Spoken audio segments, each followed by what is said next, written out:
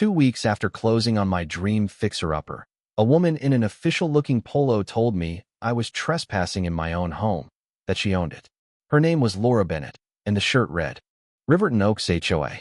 I'd spent every last dollar to buy a 1987 Colonial on the edge of Riverton, and now Laura was calmly explaining why my deed meant nothing.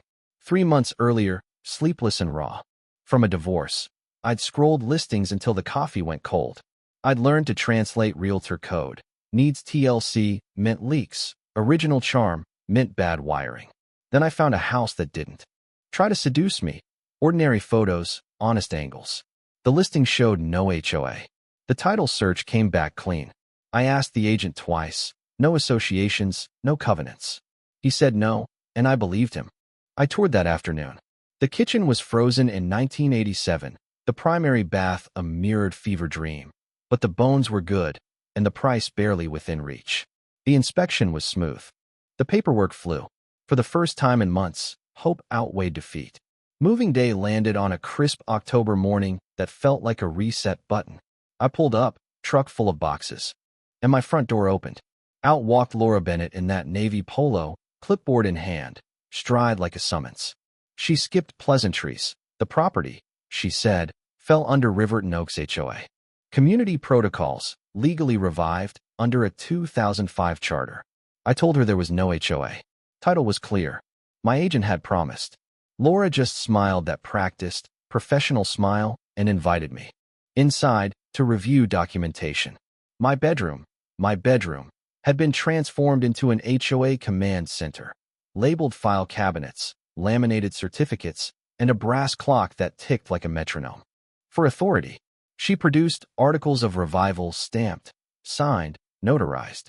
Under Emergency Management Authority, she claimed a right to reside on-site during compliance assessments until ownership disputes were resolved. It sounded ridiculous. It looked official. While I stood dizzy with disbelief, an elderly neighbor shuffled up the walk. Marjorie Cole, she said, secretary of the original Riverton Oaks HOA back in 2005. She studied Laura's papers, frowning deeper with each page. I recognize these signatures, she whispered, but something's wrong. She asked me to meet the next evening. She'd check the old boxes in her attic. The way her voice shook made my stomach drop. That night, I slept in a bag on the living room floor, unable to unpack a single box. At 3 a.m., I started searching everything. Riverton Oaks HOA, Laura Bennett, county records. I found little that helped. Morning brought Marjorie with a manila folder and a confession. 6 months earlier, she'd reached out to Laura for help restoring standards.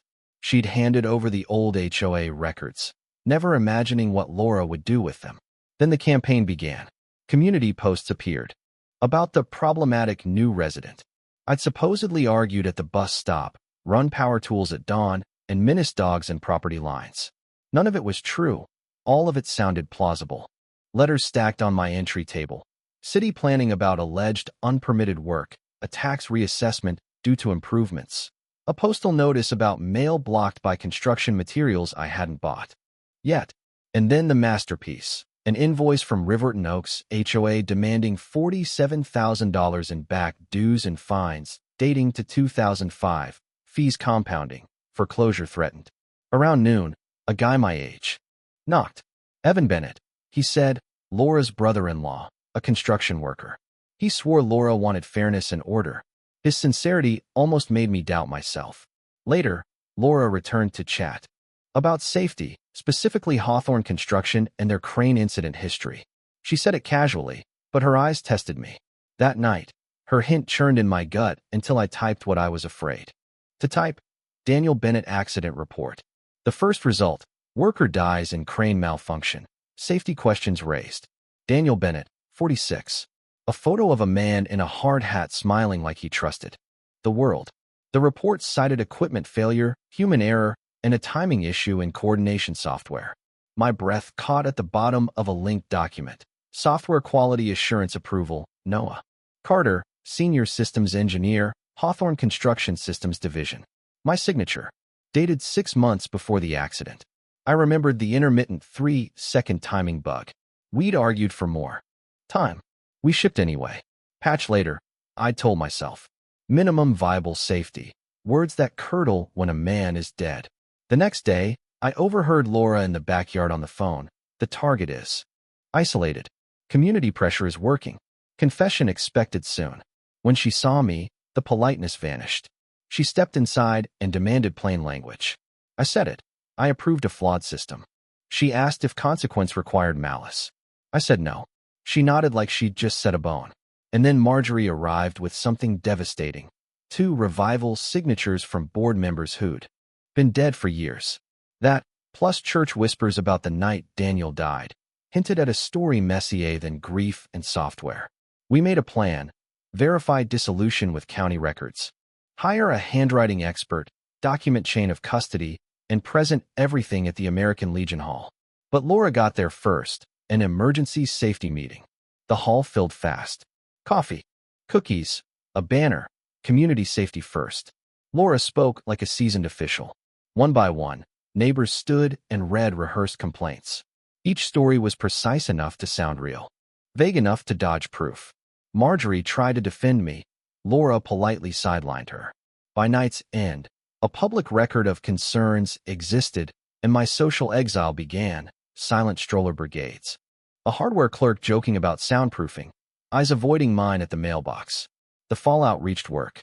My boss called me in, Riverton Oaks HOA, a neighborhood safety committee, and a community standards association had all written Hawthorne Construction about my conduct. 3 separate letterheads. 1 architect. A law firm requested my employment records. What aren't you telling us about the 2023 software? My boss asked. A process server delivered Laura's injunction petition to void my ownership for safety. It was immaculate. Tabs, exhibits, affidavits. My property attorney said it smelled like fraud, but defeating it would cost 15 to 20 grand I didn't have. Then Laura went on Channel 5. She never said my name, but anyone in Riverton could connect the dots. Within hours, a polished website, Riverton Community Safety Watch, dominated my search results, collecting tips into a faux official dossier. That Saturday, Evan returned with recordings. Laura coaching neighbors. What to say, when to say it, how to make it sound spontaneous. His faith cracked. A text pinged. Check your front door. An unmarked envelope lay on the doormat. Inside, surveillance photos of my sister's house, my parents' condo, my niece's school. Anonymous CPS reports followed. HR safety alerts reached my sister's employer. My parents received a mediation call that painted me as unstable. At dinner, my 8-year-old niece asked, "Uncle Noah, why do people say you hurt someone?" That question hurt. More than any fine. Quietly, the neighborhood began to fracture. A bag of groceries appeared on my porch with a note. "We don't believe her." A neighbor whispered that the testimonials felt coached. Then Evan arrived carrying a cardboard box from Laura's files. Inside, manuals on manipulation, legal templates, pressure tactics, and a folder labeled Previous Projects. 3 men in 3 cities, each destroyed with the same choreography. One file was stamped in red, completed. The date predated Daniel's accident. Laura hadn't snapped. She hunted. Daniel's death gave her a story. We took everything to the police. Detective Aaron Morris listened hard, then moved faster than hope. County records confirmed Riverton Oaks HOA had dissolved in 2010. There was no mechanism to revive it as Laura had done. Forensics flagged the dead board members' signatures as skillful copies, one lifted from a Christmas card Marjorie had kept. Digital forensics traced the safety.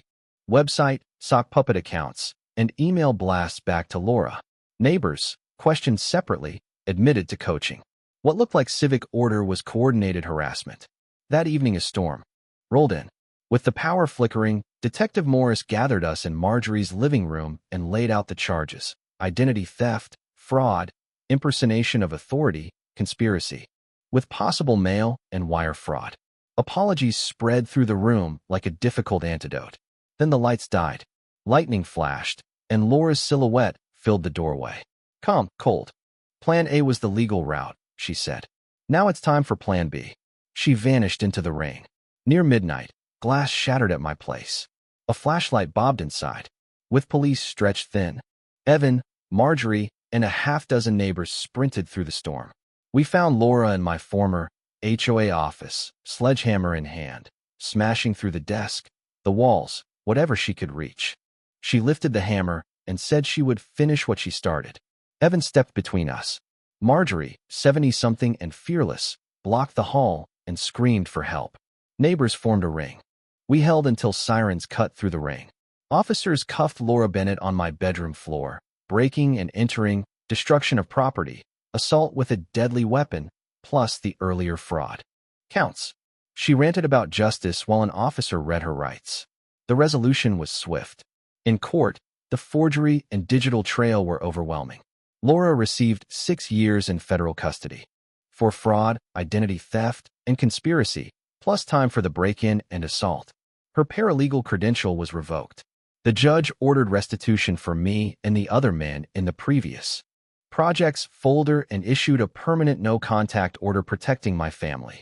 Detective Morris coordinated with other jurisdictions to notify those victims' families and reopen questions that had once been labeled unresolved.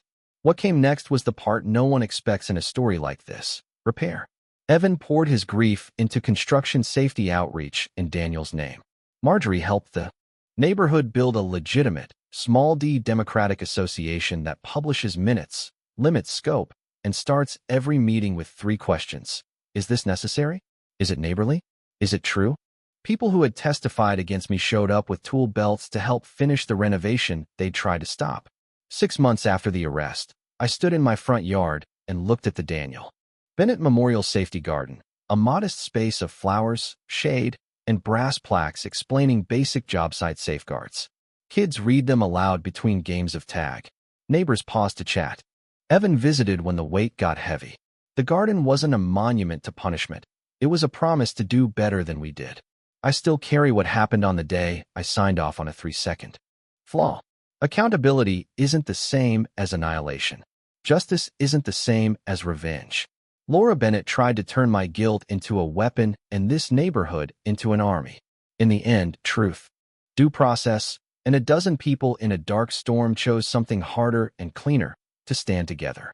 My deed is valid. My doors are my own. And the garden out front makes sure we remember why the difference matters.